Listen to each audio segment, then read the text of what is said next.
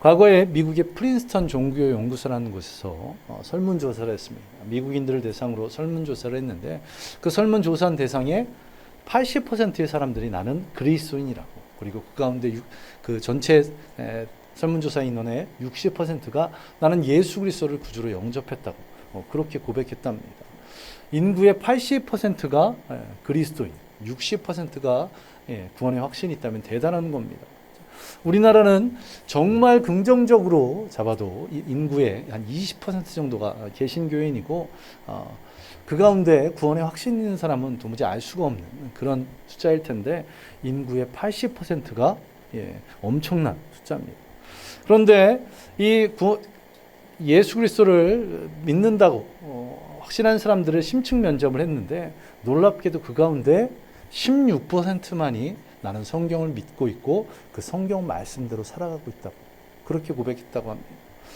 나는 그리스도인이라고 고백했는데 그 가운데 10명 중에 한두 명 정도만 나는 성경 말씀을 믿고 그 말씀대로 살아가고 있다. 이것은 무엇을 말하는 것일까요? 오늘 본문에서는 오직 의인은 믿음으로 말미암아 살리라고 그렇게 말씀하고 계십니다. 그런데 믿음으로 살지 못하면서 그리스도인으로 불려줄 수 있는가? 우리는 한번 생각해 봐야 됩니다. 이것은 미국만의 문제가 아닐 것입니다. 이 나라는 어떨까요? 유례 없는 부흥을 경험했던 것이 우리 대한민국입니다. 전 세계에서 아직도 가장 큰 교회가 대한민국에 있고요. 또 다른 나라에는 없는 새벽 기도회, 수요 기도회가 있는 나라. 그리고 어느 나라의 그리스도인들보다 헌신적인 그리스도인들이 있는 나라가 바로 이 나라입니다. 그런데 이 나라는 어떨까요? 미국의 상황과 아주 크게 다르지는 않을 것입니다. 많은 사람들이 나는 그리스도인이라고 주장하지만 그리스도인답게 살지 못하는 그런 모습들이 있지 않은지 한번 돌아봐야 될 것입니다. 오늘 성경에서는 이렇게 말씀합니다. 오직 의인은 그의 믿음으로 말미암아 살리라. 아멘. 믿음으로 말미암아 살아가는 저와 여러분 되시기를 간절히 소망합니다. 오늘 본문이 기록된 이 하박국서, 이 하박국서는 우리 그리스도인들이 가질 수 있는 신앙에 대한 궁금증에 대해서 말씀하고 있는 부분들이 있습니다. 하나님께서는 이 하박국 선지자를 통해서 어떻게 불의한 자들이 선한 자들보다 더 득세할 수 있는가, 더 잘 살 수 있는가, 이 부분에 대해서 질문을 던져 놓으십니다. 그리고 그에 대한 답으로 주신 것이 바로 의인은 믿음으로 말미암아 살리라, 이 말씀이십니다. 그리고 이러한 믿음으로 말미암아 살아간다는 것은 이 구약 하박국의 말씀만이 아닌 이 말씀이 신약 성경 로마서 1장 17절에 또 갈라디아서 3장 11절에 히브리서 10장 38절 39절에 계속해서 반복되어서 인용되고 있습니다. 그리고 이 구절을 통해서 우리 16세기 종교개혁 때에 마틴 루터가 종교개혁의 틀을 잡을 수 있었던 것이 바로 이 성경 구절이었습니다. 오직 의인은 믿음으로 말미암아 살아가는 것. 자, 이것이 우리의 부담이 되지 않기를 간절히 소망합니다. 믿음으로 말미암아 살아간다는 것은 축복입니다. 정말 귀한 것입니다. 지난주에 TV를 보다가 우리나라 탑 배우가 출연해서 하는 한 프로를 보게 되었습니다. 그 배우가 이런 말을 하더라고요. 주연으로 출연한 영화가 2번 연속해서 흥행에 실패하면 영화계에서는 그 배우를 찾지 않는답니다. 흥행에 실패하는 이유가 주연 배우의 탓만은 아닐 것입니다. 감독의 문제가 있을 수도 있고 시나리오가 좋지 않을 수도 있을 것입니다. 또 요즘 가끔 뉴스에서 보게 되는 주연 배우가 아닌 조연들이나 다른 배우들이 음주운전을 해서 무리를 일으킨다든가 아니면 학교폭력 이슈가 있으면 그것 때문에 문제가 되어서 흥행이 실패할 수도 있을 것입니다. 연기력에는 아무런 문제가 없음에도 불구하고 흥행을 2번 연속 실패하면 부정이 탄다고, 그리고 그런 흥행이 실패하는 배우라는 꼬리표가 붙어서 다시는 찾지 않는다는 것입니다. 이처럼 어떤 운으로 살아가는 것이 아니라 우리가 믿음으로 살아간다는 것, 이것이 얼마나 귀한 것인지를 잊지 않는 저와 여러분 되시기 바랍니다. 특별히 저 같은 경우는 더 감사합니다. 만약 극단적으로 예를 들어서 예를 드는 것입니다. 목회자가 2주 연속해서 설교를 죽을 쓰면 성도들이 등을 돌린다고 한번 생각해 보시기 바랍니다. 제가 2주 연속으로 죽을 썼을 때 성도들이 다 교회를 떠난다면 골드마우스라고 하는 별명을 받은 이동원 목사님, 모든 설교자들의 어떤 선망의 대상이신데 그 이동원 목사님도 견디지 못하셨을 것입니다. 언젠가도 말씀드렸는데 한 후배 목사님이 이 목사님이 탁월한 설교 그리고 대형 교회를 잘 섬기는 것에 대해서 어떻게 그렇게 하십니까? 어떻게 하면 그렇게 목사님처럼 귀하게 사역할 수 있을까요? 또 설교에 어떤 은혜를 하나님께서 부어주시면 그럴 수 있을까요? 라고 이렇게 질문했더니 한마디를 하셨답니다. 나도 1년에 2번에서 3번이네. 그럼 무슨 말일까요? 1년에 52주 가운데 그 가운데 2번에서 3번 정도, 세상 말로 하면 그때 히트를 치고 홈런을 치는 것 때문에 이 사역을 유지할 수 있다고. 세상에선 2번 실수하면 찾지 않는데 믿음으로 살아가는 교회 안에서는 2번, 3번으로 인해서 교회가 아름답게 운영된다는 것입니다. 이처럼 믿음으로 살아간다는 것, 이것이 축복임을, 얼마나 감사한 것임을 잊지 않는 저와 여러분 되시기 바랍니다. 우리는 세상에서 살아갑니다. 그러나 세상의 기준이 아닌 이 성경 말씀으로 믿음으로 살아가는 것이 우리의 삶의 기준이 되기를 간절히 소망합니다. 오늘 본문을 기록한 이 하박국 선지자, 이 하박국 선지자 개인에 대한 내용은 성경에 또 다른 역사적인 사실들이 그다지 발견된 것이 없어 하박국 선지자가 어떤 사람이었는지는 자세히 알기는 어렵습니다. 이 하박국서도 성경 단 3장밖에 되지 않는 짧은 그런 내용입니다. 그러나 짧은 내용, 하박국 선지자에 대해서는 자세히 알 수 없지만 재밌게도 이 하박국 선지자는 많은 별명을 가지고 있습니다.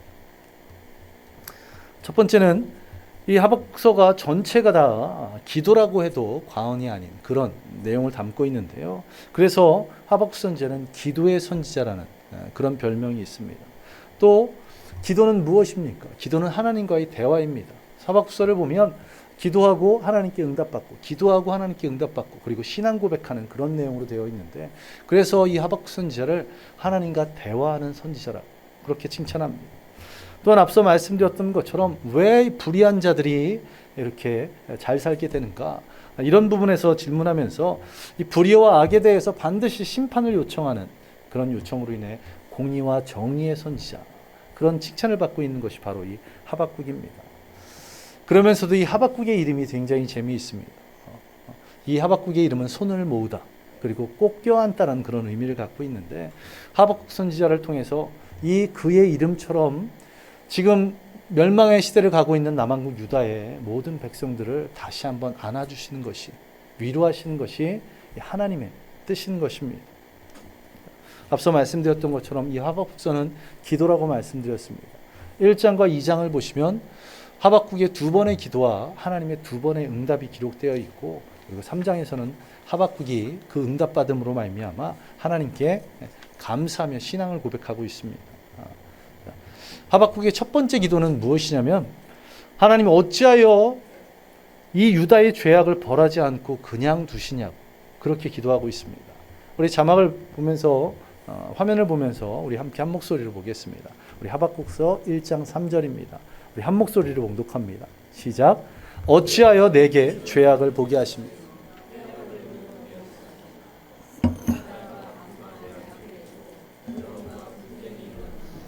하나님께 외치는데 어떻게 하나님, 당신의 택한 백성들이 이렇게 악하게 할 수 있습니까? 겁탈과 강포 내 앞에 있습니다. 안타깝게 기도하고 있습니다. 그리고 4절을 우리 한 목소리로 봉독합니다. 이러므로 율법이 해이하고 정의가 전혀 시행되지 못하오니 이는 악인이 의인을 에워쌌으므로 정의가 굽게 행하여지니. 너무나도 답답한 것이지 이 악이 점점점 강성하여져서 의로운 자들을 핍박하는, 정의가 굽어졌다고 그렇게 표현하고 있습니다. 자신이 살고 있는 나라를 하나님 왜 그냥 두십니까? 왜 심판하지 않으십니까? 이렇게 외치고 있는 것입니다. 이것을 잘못 생각하면 좀 반정부주의, 비애국자처럼 보일 수 있는데 그런 것이 아닙니다. 하박국이 이렇게 애통해서 부르짖는 것은 불의가 온 나라에 판치는 그런 안타까운 조국의 현실을 보면서 애통하며 부르짖는 것입니다. 그리고 하나님께서 그들을 징계하심으로 말미암아 이 조국이 다시 한번 정신을 차리고 믿음으로 바로 서기를 간절히 구하는 그런 모습입니다. 그리고 그러한 하박국의 기도에 하나님께서 어떻게 응답하십니까? 하박국 1장 6절 이하를 보시면 사납고 성급한 백성인 갈대아 사람들, 즉 바벨론 사람들을 들어 쓰셔서 그들이 잘못된 길을 가는 것을 심판하실 것이라고 그렇게 말씀하십니다. 하나님께서는 유다 백성들이 얼마나 우상을 섬기고 있고 하나님 뜻에 순종하지 않는지, 그리고 계속해서 기다리고 계셨지만 더 이상 기다릴 수 없음을 아셨기에 이제는 바벨론을 들어서 징계하신다고 그렇게 말씀하고 계십니다. 그러자 하박국이 지금까지 하나님 왜 이 땅을 그대로 두십니까? 라고 기도했는데 하나님께서 그 심판하시겠다고 응답하셨으면 감사합니다 해야 되는데 다시 또 기도합니다. 그러면서 그가 기도한 내용이 어떤 기도의 내용이냐면, 하나님 어찌하여서 이 우리 조국보다, 이 유다보다 더 악한 바벨론을 들어서 우리를 심판하려 하십니까? 그것을 지금 하나님께 다시 한번 구하고 있습니다. 하박국 1장 13절을 한번 보시기 바랍니다. 주께서는 눈이 정결하심으로 악을 참아 보지 못하시며 패역을 참아 보지 못하시거늘 어찌하여 거짓된 자들을 방관하시며 악인이 자기보다 의로운 사람을 삼키는데도 잠잠하시나이까. 유다 땅이 죄악 가운데 있음에도 불구하고 이해할 수 없어서 그것을 하나님께 간절히 구했는데 이제 불법을 행하는 자들을 심판하시기 위해서 바벨론을 쓰신다는 겁니다. 그런데 생각해보니 바벨론은 자신의 조국 유다보다도 훨씬 더 악한 나라. 하나님 어떻게 우리를 징계하시기 위해서, 우리를 변화시키시기 위해서 왜 더 악한 자들을 들어 쓰십니까? 그렇게 기도하는 것입니다. 이런 기도에 하나님께서 어떻게 응답하십니까? 유다 백성들이 죄로 말미암아 바벨론을 통해서 심판받는 것처럼 그 바벨론도 그들의 죄 때문에 심판을 받을 것이다. 그러시면서 하신 말씀이 오늘 본문 하박국서 2장 3절 말씀입니다. 2장 3절을 보시기 바랍니다. 이 묵시는 정한 때가 있나니 그 종말이 속히 이르겠고 결코 거짓되지 아니하리라.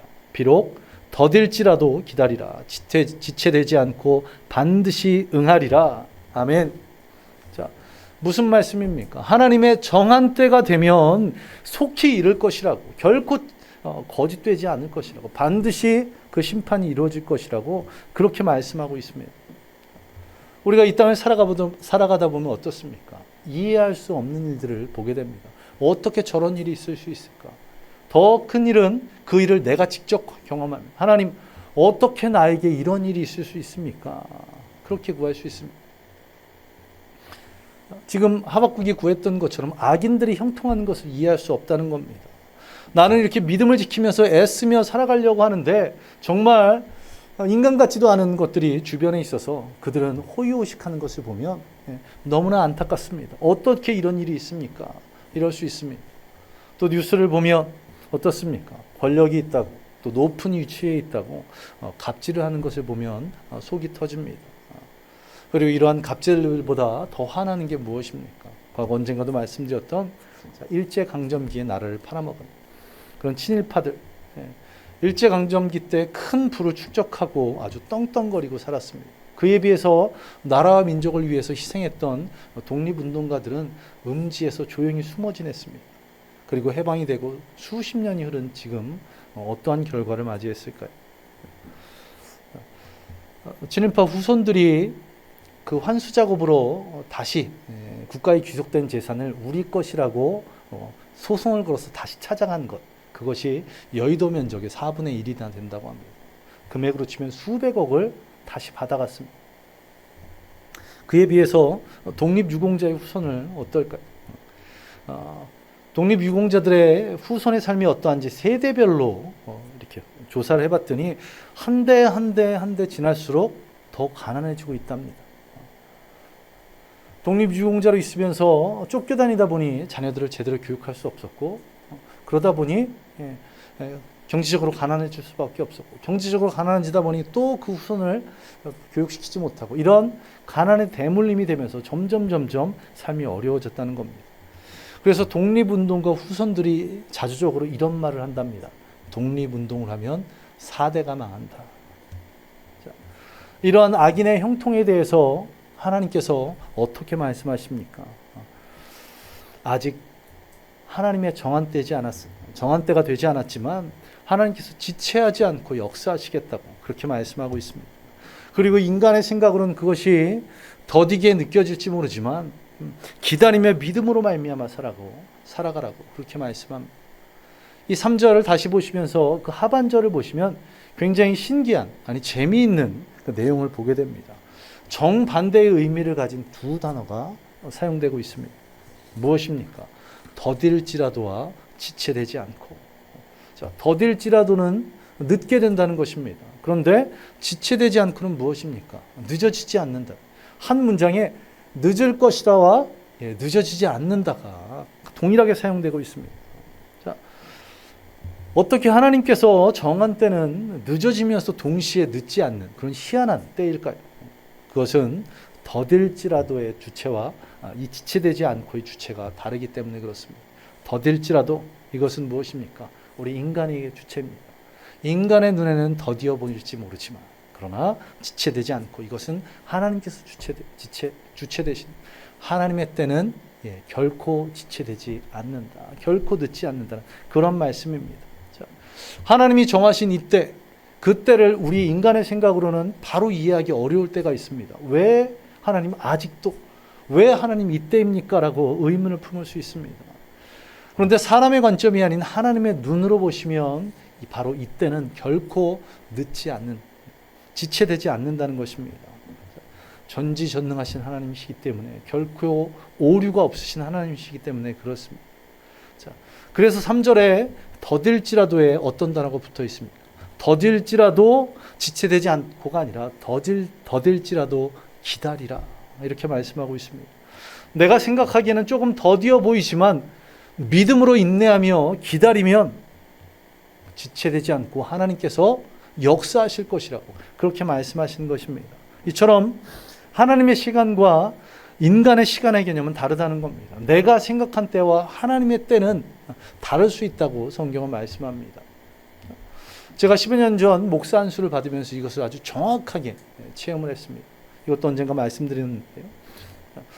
보통은 늦게 어떤 직장 생활하다 또 어떤 사업을 하다가 아니면 다른 일들을 하다가 늦게 신학을 하지 않는 이상은 대학을 졸업하고 신대원에 가서 또 파트와 풀타임 사역을 하다가 한 30대 초반 늦어도 한 중반 정도에는 목사 안수를 받게 됩니다. 근데 저는 나이 40에 목사 안수를 받았습니다.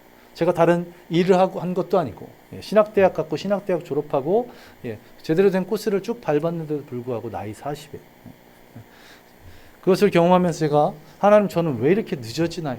이런 질문들을 했습니다. 수예배 때도 잠깐 말씀드렸지만 이 전도사로 계속 있으면 애매해지는 게 뭐냐면 후배가 얼마 전까지만 해도 야자했던 후배가 목사 안수를 받게 되면 그 목사한테 전도사가 반말하기가 왠지 꺼려집니다. 분위기가 어색해지는 겁니다. 뭐 꼭 그것만은 아니지만 하나님 왜 저는 이렇게 목사 안수를 늦게 받을까요? 자, 제가 계획한 것은 다른 사람들과 크게 다르지 않은, 다른 목회자들과 크게 다르지 않은 30대 초반이나 중반 정도의 목사 안수를 받는 것. 그것이 저희 계획이었지만 하나님의 계획은 달랐던 것입니다. 그리고 제가 목사 안수를 받은 후에 몇 년 후에 어떤 설교를 준비하면서 깨닫게 되었습니다.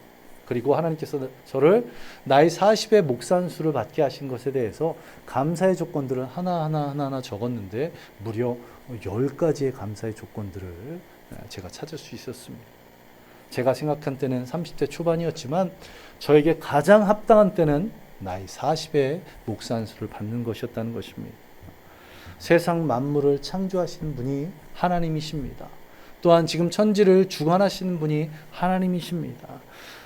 전지전능하신 하나님, 그분이 정하신 때가 내가 생각한 때와 다를지라도 그분이 정하신 때가 완벽한 때, 합당한 때임을 믿으시기 바랍니다. 이런 믿음으로 살라고 주님은 말씀하십니다. 그래서 오늘 본문은 하박국 2장 4절에서 의인은 그의 믿음으로 말미암아 살리라 이렇게 분명하게 말씀하시는 것입니다. 그리고 이처럼 우리가 인내할 줄 알면서 하나님의 때를 기다리면서 믿음으로 살아갈 때 하나님께서 어떠한 축복들을 허락하십니까? 그 신앙의 고백이 그 유명한 하박국 3장 16절 17절입니다. 무화과나무가 무성치 못하고 포도나무에 열매가 없고 감람나무에 소출이 없고 밭에 먹을 것이 없고 우리의 양이 없고 외양간에 소가 없을지라도 아무것도 없을지라도 나는 여호와로 인해 즐거워하며 그 구원의 하나님으로 인해서 기뻐할 수 있다. 우리가 하나님의 때를 인내하며 기다림을 통해서 그 하나님의 때에 주님의 그 응답이 지체하지 않고 온다. 이것이 우리가 믿는 믿음인데 그렇다고 해서 우리가 잘 먹고 잘 살게 되는 것, 그 권세와 명예를 누리는 것이 아닙니다. 하나님은 이 믿음으로 살 때 어떠한 은혜를 주신다고요? 우리가 다른 그 어떤 것이 없을지라도 오직 여호와 하나님 한 분만으로, 그 한 분만으로 만족할 수 있다. 그 한 분만으로 기뻐할 수 있는 그런 귀한 믿음, 이런 은혜를 베푸신다고 주님 말씀하십니다. 이것이 얼마나 귀한 것입니까? 어떤 상황에서도 감사할 수 있는 그런 것입니다. 자, 어떤 것을 얻고 받고 감사하는 것도 좋지만 저와 여러분의 믿음이 어떤 것을 잃을지라도 감사할 수 있는 그러한 믿음이 되기를 간절히 소망합니다. 그러한 믿음으로 살아가는 저와 여러분 되시기를 간절히 소망합니다. 창세기의 요셉은 어땠습니까? 친형들이 자신을 죽이려고 했습니다. 르우벤과 유다의 만류로 노예로 팔려갔습니다. 그러다가 억울한 누명을 쓰고 감옥까지 갔습니다. 그런데 놀라운 것은 그때마다 하나님께서 어떻게 하셨다고 말씀하고 있습니까? 하나님께서 함께 하시니 그가 형통하였더라. 아멘. 그가 노예 생활을 할 때도 감옥에 있을 때도 하나님께서 그와 함께 하심으로 말미암아 형통하게 하셨더라. 그런 은혜가 저와 여러분들 가운데 있기를 간절히 소망합니다. 오직 믿음으로 말미암아 살아가는 하나님의 그 정한 때, 하나님이 가장 합당하게 여기신 그때가 나의 생각에는 조금 더딜지라도 이해할 수 없을지라도 믿음으로 인내하며 기다릴 때 그 역사하시는 가장 합당한 때에 응답하시는 주님을 만나게 될 줄로 믿습니다. 우리 이 시간 함께 기도하겠습니다. 주님, 오늘 말씀처럼 우리가 오직 믿음으로 말미암아 살아가기를 간절히 소망합니다. 그렇게 기도하기를 바랍니다. 그리고 그 믿음이 아직 내가 원하고 내가 바라는 그때는 아닐지라도 주님께서 결코 지체하지 않고 나에게 응답하실 것이라는 그 믿음, 인내하며 기다리며 그 믿음을 갖고 살아갈 수 있도록 그 믿음으로 말미암아 살아가는 우리 모든 성도들 될 수 있게 해달라고 우리 이 시간 함께 기도하겠습니다. 기도합니다. 아버지 하나님, 주님께서 오직 의인은 믿음으로 말미암아 살리라고 말씀하셨습니다. 아버지 하나님, 우리가 믿음으로 말미암아 살아가게 하여 주시옵소서. 아버지, 이것이 왜 이렇게 더딘지, 왜 내가 이런 일들을 당해야 되는지, 왜 이런 사람을 만나야 되는지 도무지 이해할 수 없을 그럴지라도 믿음으로 인내하며 기다림을 통해서, 믿음으로 말미암아 살아감을 통해서 그 역사하시는 주님께서, 지체하지 않고 응답하시는 주님께서 깨닫게 하여 주시옵소서. 왜 내게 이런 일들이 지금 일어나고 있는지, 이것이 얼마나 귀한 은혜이며 축복인지를 경험할 수 있도록, 내가 무엇을 얻고 감사하는 것이 아니라 잃을지라도 주님 함께 하시면 감사할 수 있는, 오직 주님만으로 기뻐할 수 있는 그런 귀한 믿음을 소유할 수 있도록 주여 역사하여 주옵소서. 하박국 선지자가 고백했던 것처럼 논밭에 아무것도, 외양간에 아무것도 없어. 그럴지라도 나는 여호와로 말미암아 즐거워, 그 구원의 하나님으로 말미암아 기뻐할 수 있다고, 주님 한 분만으로 만족할 수 있다고 고백할 수 있도록 주님 역사하여 주옵소서. 주님, 이 믿음으로 말미암아 살아가는 우리 모든 성도들이 되기를 주여 인도하여 주시옵소서. 주님께 감사드립니다. 우리 계속해서 기도하겠습니다. 우리가 오직 믿음으로 말미암아 살아감을 통해서 지금 이 땅에 삶을 살아가는데 직면하고 있는 그런 문제들, 그 어려움들 가운데 낙심하고 낭망하는 것이 아니라 그런 과정들을 통해서 우리가 성숙해지고 우리의 믿음이 자라가는 그런 축복의 통로, 은혜의 통로로 여길 수 있는, 그렇게 인내하며 기다릴 수 있는 믿음, 그 믿음으로 살아가게 해달라고. 그래서 문제가 해결되고 또한 나의 지금 어려운 난들이 오히려 기쁨으로 느껴질 수 있도록 그런 귀한 믿음 달라고 우리 다시 한번 기도하겠습니다. 기도합니다. 아버지 하나님, 나에게 닥친 이해할 수 없는 이 어려움들, 고난들이 있을 수 있습니다. 그러나 그때에도 주님 말씀하셨던 것처럼 기다리라, 지체하지 않고 응답하시겠다는 주님 말씀에 의지하고, 주님의 때, 가장 완벽하고 확실한 그때의 주님이 역사하심을 믿습니다. 나의 삶 가운데 그런 문제들, 어려움들, 건강에 또 물질의 관계의 모든 어려움들 가운데서 우리가 이 믿음을 갖고 인내하며 기다릴 수 있도록, 그래서 주님이 응답하시는 그때, 가장 완벽한 때, 합당한 때에 역사하시는 그 주님을 체험할 수 있도록 주여 역사하여 주옵소서. 그래서 나의 삶 가운데 날마다 감사가 있을 수 있도록, 고난과 환난도 오히려 즐거워하는 그런 바울과 같은, 베드로 같은 그런 귀한 믿음을 허락하여 주시옵소서. 오직 의인은, 오직 성도는 믿음으로 말미암아 살아가는 그런 놀라운 은혜가 우리 모든 성도들에게 임하도록 주여 인도하여 주시옵소서. 주님께 감사드리며 이 모든 것 예수님 이름으로 기도드리옵나이다. 아멘. 아버지 하나님 감사드립니다. 오늘도 주님께서 이 진리의 말씀을 통해서 우리에게 은혜를 허락하시니 감사드립니다. 주님, 우리 모든 성도들이 오직 믿음으로 말미암아 살아갈 수 있도록 주여 인도하여 주시옵소서. 주님의 때까지 기다릴 수 있는 믿음 가지고 살아감을 통해서 주님이 완벽한 때에, 합당한 때에 역사하시고, 그 역사하심이, 그 응답하심이 얼마나 귀한 것인지를 체험할 수 있는 그런 귀한 은혜들을 허락하여 주시옵소서. 그래서 내가 삶 가운데 경험되는 고난, 어려움일지라도 그것이 오히려 축복의 통로임은, 소망의 그 기회임을 잊지 않게 하여 주시고, 그것으로 말미암아 어떤 상황에서도 주님만으로 말미암아 만족하는, 감사하는 우리 모든 성도가 되도록 주여 역사하여 주시옵소서. 또한 주님 드려진 예물들 주님 기뻐 받아주시며, 그 예물들을 통해서 하나님 나라가 확장되고 주님의 몸된 교회에 귀하게 쓰여질 수 있도록 주님이 인도하여 주시옵소서. 그 드려진 손길들마다 주님의 축복하심을 믿으며 예수 그리스도의 이름으로 간절히 기도드리옵나이다. 아멘. 이제는 우리 주 예수 그리스도의 은혜와 무한하신 하나님의 사랑하심과 성령님이 함께 하심과 충만하게 하심이 오늘 오직 믿음으로 말미암아 살리라고 작정한 모든 성도들 머리 위에 임하기를 예수 그리스도의 이름으로 간절히 축원하옵나이다. 아멘.